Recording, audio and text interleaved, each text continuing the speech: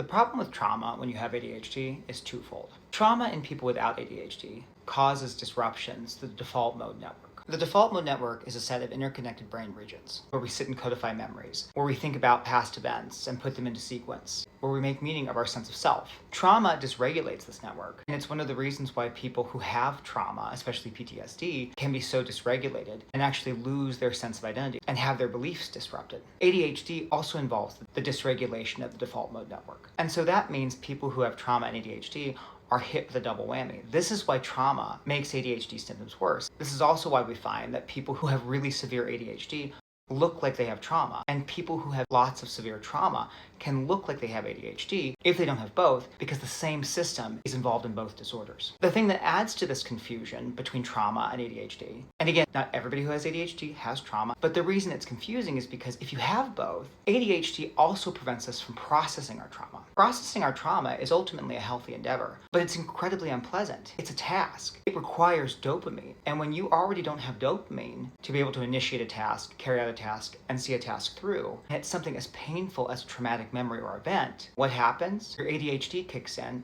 and you're distracted. You flee from that task. This is one of the reasons why there's been so much focus in recent years and why I think we've seen so much success with EMDR, because as you're encountering those traumatic memories, the bilateral stimulation is helping to regulate that network so you can actually encounter those memories without being distracted from them, fleeing from them, or being dysregulated. What's been your experience with trauma, ADHD, and EMDR? I'd love to hear from you.